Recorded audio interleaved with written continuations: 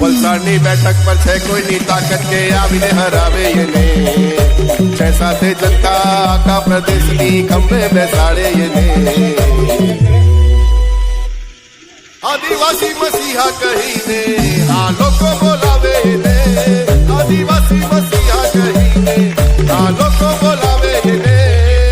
રગમાં કોણ જીતશે, કોણ કપરાડામાં કોણ જીતશે, કોણ નીકળે આ વાઘ જ્યારે ખુલ્લા બજારમાં, છે કોઈની તાકાત કે આવે નજર. નારંગી ગેંગ વાળા બધા છે ફેલ, બસ નામ એનું કાફિયા છે અંકિત પટેલ.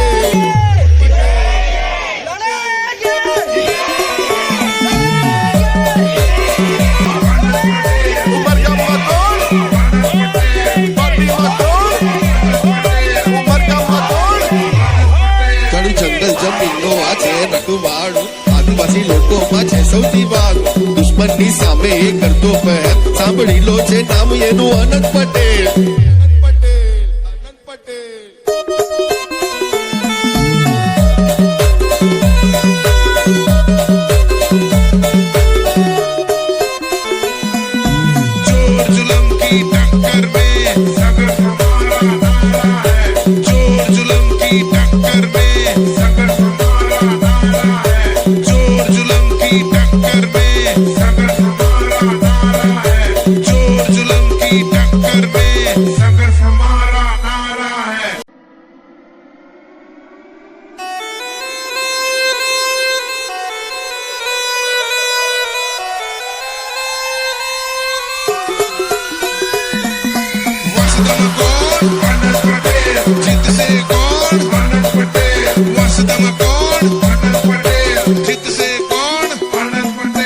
વાંસદાની બેઠક પર છે કોઈની તાકાત કે આવીને હરાવે એને, છે સાથે જનતા આખા પ્રદેશની ખંભે બેસાડે એને. વાંસદાનો રાજા કહીને આ લોકો બોલાવે એને, વાંસદાનો રાજા કહીને આ લોકો બોલાવે એને. વાંસદામાં કોણ જીતશે, કોણ વાંસદામાં કોણ જીતશે, કોણ નીકળે આ વાઘ જ્યારે ખુલ્લા બજારમાં, છે કોઈની તાકાત કે આવે નજર. નારંગી ગેંગ વાળા બધા છે ફેલ, બસ નામ એનું કાફિયા છે અંકિત પટેલ.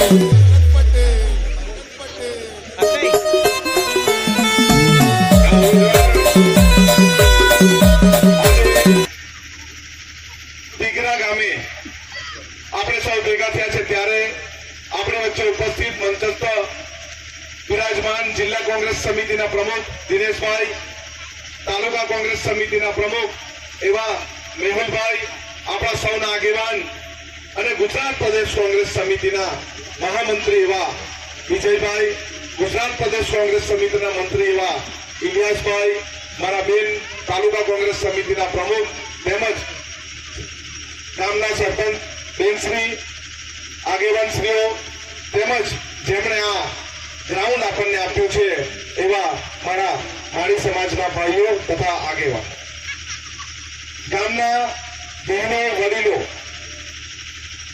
ઇન્ડિયા ગઠબંધન દ્વારા ભારતીય રાષ્ટ્રીય કોંગ્રેસ સમિતિએ મને વલસાડ ડાંગ 26 સીટ પર ઉમેદવારી કરવાનો મોકો આપ્યો છે ત્યારે આપ સૌની મુલાકાત, આ વિસ્તારના લોકોની મુલાકાત, પારડી તાલુકાના ગ્રામ્ય વિસ્તારની મુલાકાત અમે સવારથી કરી રહ્યા છે. તમે પણ અમારી ખૂબ રાહ જોઈ છે, પરંતુ ચૂંટણીનો માહોલ છે અને હવે 1 મહિનો વોટિંગનો બાકી છે ત્યારે આપણે સૌ આજે સૌ ભેગા થઈને એક સંકલ્પ લઈએ કે અત્યાર સુધી છેલ્લા 10 વર્ષથી આપણા તમામ આદિવાસી સમાજ હોય, બક્ષીપંથ સમાજ હોય, માઇનોરિટી સમાજ હોય, ગરીબ કચડાયેલો વર્ગ હોય, મહિલા હોય, યુવાન બેરોજગાર હોય અને આપણા વિદ્યાર્થી હોય, વર્ષોથી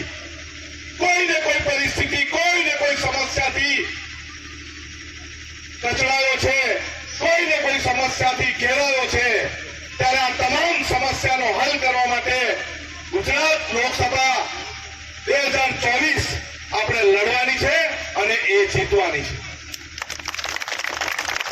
ખૂબ સમસ્યા છે, આખો વિસ્તાર ખૂબ મોટો છે, આદિવાસી વિસ્તાર પણ છે, કાંઠો વિસ્તાર પણ છે, શહેરી વિસ્તાર છે, ઉદ્યોગોનો વિસ્તાર છે. ત્યારે દરેક વિસ્તારની જુદી જુદી સમસ્યાઓને છેલ્લા 10 વર્ષમાં લોકસભામાં કોઈ લઈ નથી.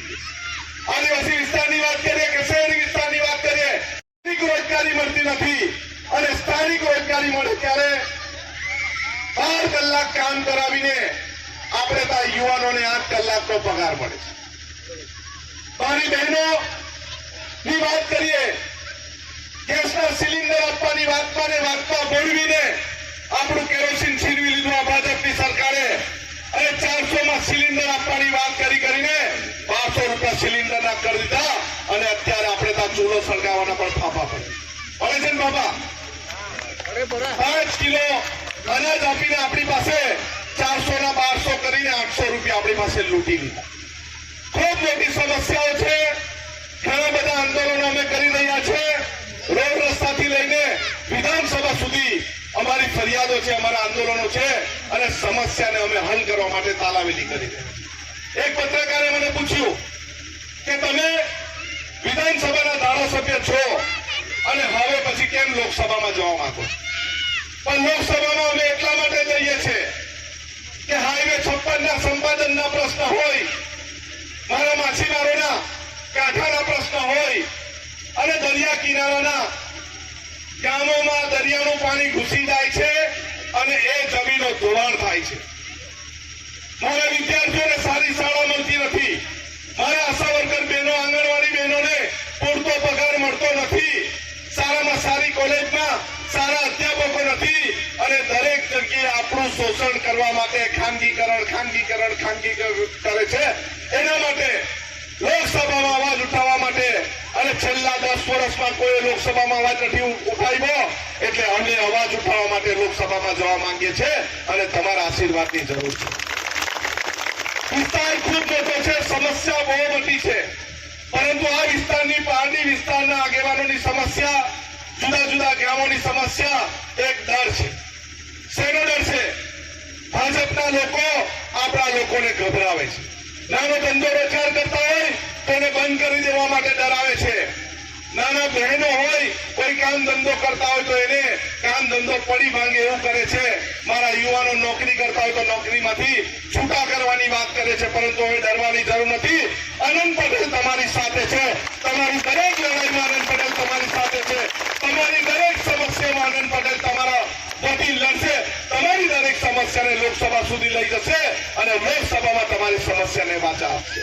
ઘણો સમય થઈ ગયો છે, આગળ પર જવું છે એટલે વધુ સમય નથી લેતો. તમે મારું પ્રેમથી સ્વાગત કર્યું, મને પ્રેમથી સાંભળ્યો એ બદલ સૌનો આભાર. સૌને જય આદિવાસી, જય